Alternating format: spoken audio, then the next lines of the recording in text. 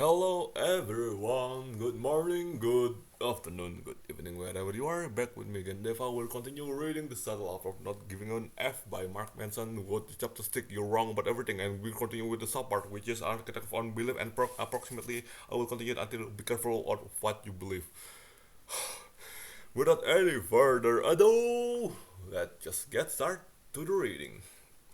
Architect of our own belief. Try this. Take a random person and put them in a room with some button to push. Tell them that if they do something specific, some undefined something that they have to figure out, a light will flash on indicating that they've won a point. Then tell them to see how many points they can earn within 30 minutes period. When psychologists have done this, what happens is that you might expect. People sit down and start mashing button at a random point until eventually the light comes on to tell them they got the point.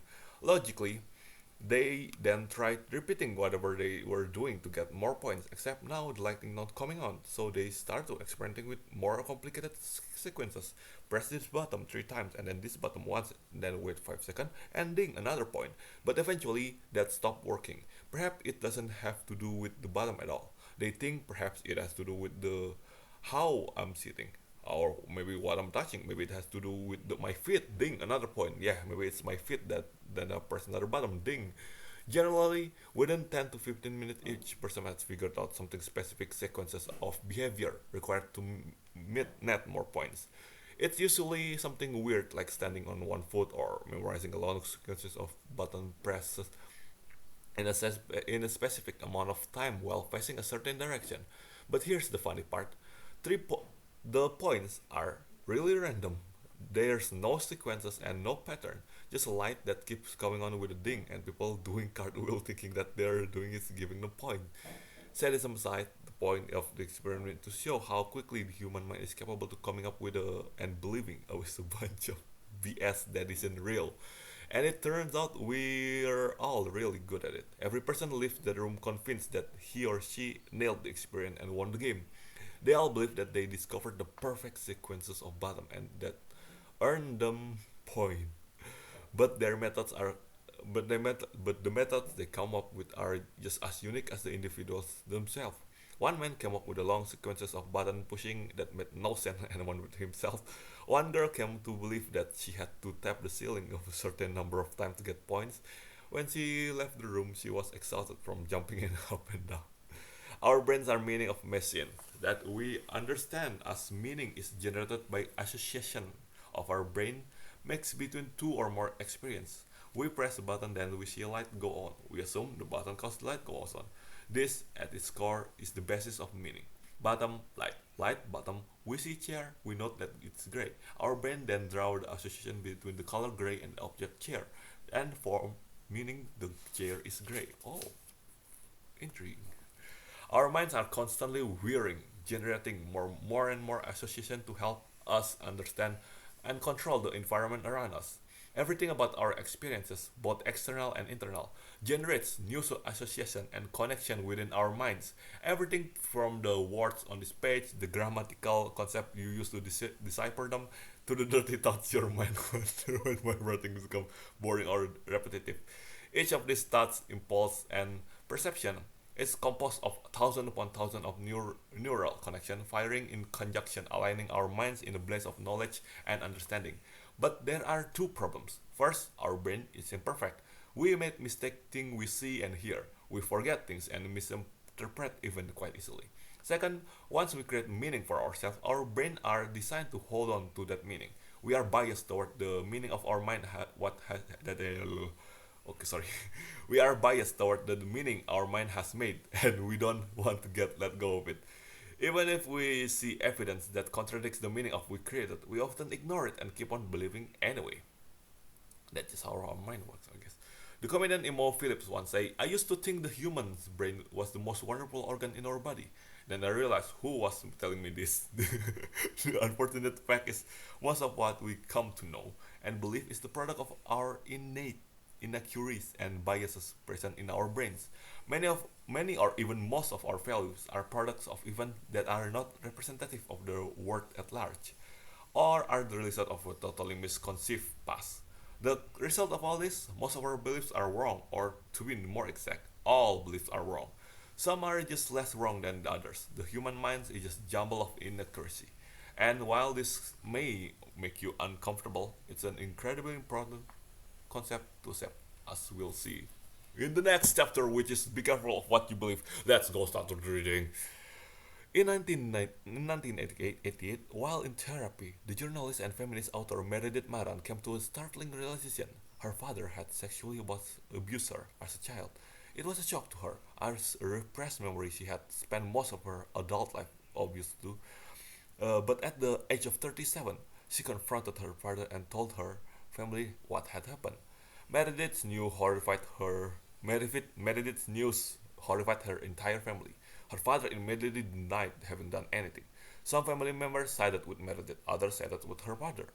The family tree was split into two, and the pain that had divided Meredith's relationship with her father since long before her accusation now spread like a mold across the branches. It tore everyone apart. Then, in 1996, Meredith came to another startling realization. Her father actually hadn't sexually abused her. I know. Whoops. She, with the help of the well endowed intentioned therapist, had actually invented the memory. Consumed by guilt, she spent the rest of her father's life attempting to reconcile with him and other family members through constant apologizing and explaining, but it was too late. Her father passed away, and the family would never be the same again. It turned out Meredith wasn't alone, as she described her memory in an autobiography named Malai, a true story of false memory.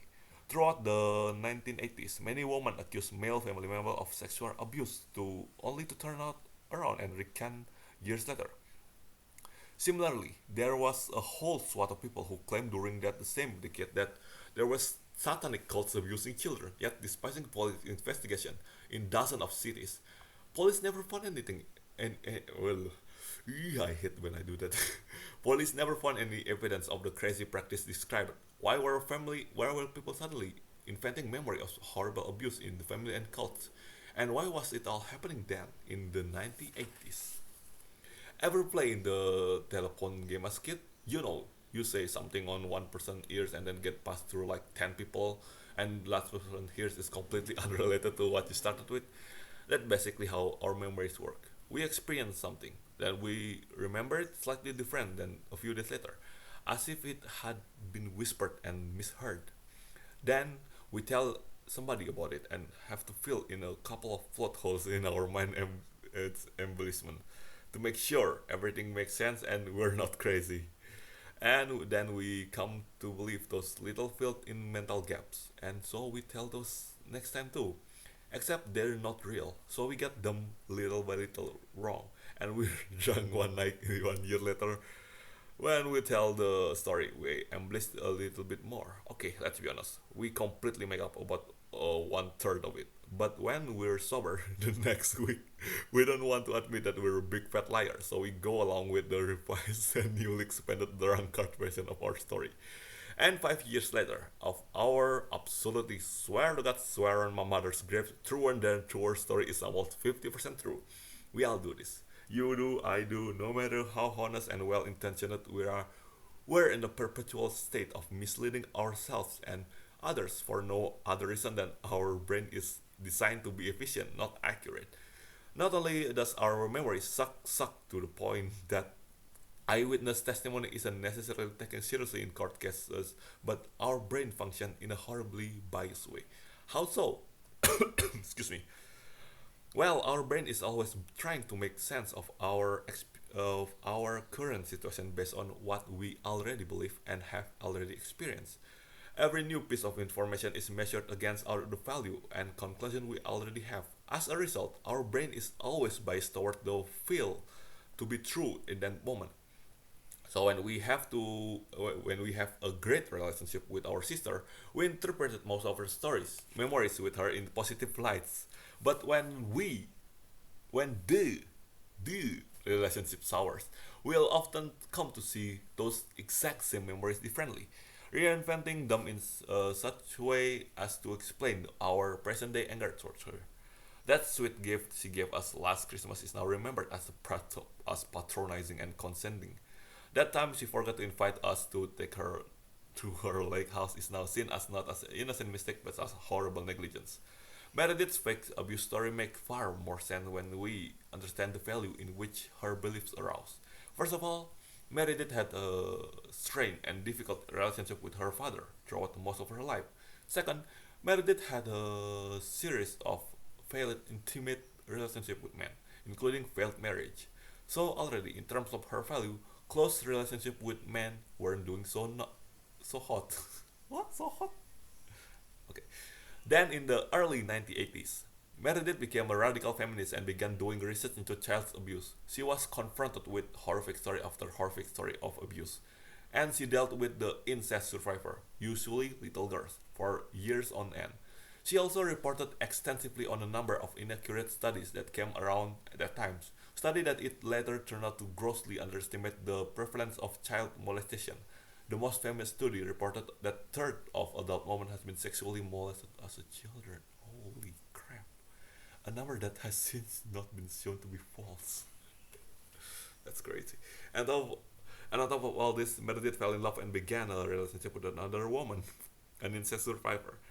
Meredith developed a codependent and toxic relationship with her father, on one in which Meredith continually tried to save other women from her traumatic past. Her partner also used her traumatic past as a weapon of guilt to earn Meredith's affection. More on this and boundaries in chapter 8. Wow, can't wait for that. Meanwhile, Meredith's relationship with her father deteriorated even further. He wasn't exactly thrilled that she is now a lesbian relationship.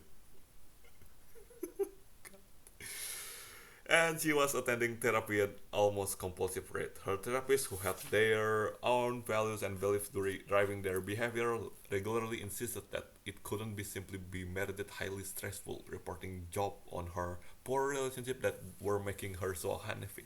It must be something else, something deeper.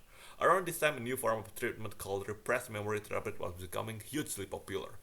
This therapy would involve a therapist putting a client into a trance-like state when she was encouraged to rule out and re-experience forgotten childhood memories. These memories were often benign, but the idea was that at least a few of them would be traumatic as well. Wow, that's not good. So there you have poor married, miserable, and researching incest and child molestation and every day. Angry at her father having endured the entire lifetime failed relationship with men, and the only person who seemed to understand her or love her is another woman who is a survivor of an incest tragedy. Oh, and she's lying on the couch, crying every other day, with a therapist demanding over and over that she's remember something that she can remember. And voila, you have a perfect recipe for an invented memory of this girl abuse that never happened. Our mind, the biggest priority when processing experience is to interpret them in such a way that they will cohere with all of our previous experience, feeling, and belief. But often we run into life situations where past and present don't cohere. On such occasion, what we're experiencing in the moment flies in the face of everything we accepted as true and reasonable about our past. In an effort to achieve coherence, our mind will sometimes, in cases like that, invent false memory by linking our present experience with that we imagine past. Our minds allows us to maintain whatever meaning we already established. As noted earlier, Meredith's story is not unique. In fact, the 1980s and early 1990s, hundreds of innocent people were wrongly accused of sexual violence under similar circumstances. Many of them went to prison for it, for people who were dissatisfied with their life. This suggestive explanation, combined with the sensationalizing media, there were veritable epidemics of sexual abuse and satanic violence going on. And you could be a victim too someday. Give people's unconscious mind the incentive of to fudge their memory a bit and explain their current suffering in a way that allowed them to be victims and avoid responsibility. Repressed memory therapy then acted as a means to pull these unconscious desires out and put them into a seemingly tangible form of memory. The process and the state of mind it resulted in became so common that the name was introduced for it, false memory syndrome. It changed the way courtroom operate. Thousands of therapists were sued and lost their licenses. Repressed memory therapy fell out of practice and was replaced by more practical method. Recent research has only reinforced the painful lesson that in that era. Our beliefs are malleable. Our memories are horribly unreliable. There's a lot of conventional wisdom out there telling you to trust yourself and go with your gut, and all sort of other pleasant sounding cliches. But perhaps the answer to is to trust yourself less. After all, if your heart and minds are so unreliable, maybe we should be questioning our own intention and motivation more. If we're all wrong all the time, then isn't self skepticism and the rigorous challenging of our own belief and assumption is the only logical route to process? This may sound scary and self destructive, but it's actually quite the opposite. It's not only the safer option, but it's the liberating as well. Well, that's close to the next time we will continue with the danger of pure certainty. Um, Mason laws of avoidance. Ooh, this is gonna be quite a lot to unpack next week. Anyway, thanks for watching. See you next time. Peace.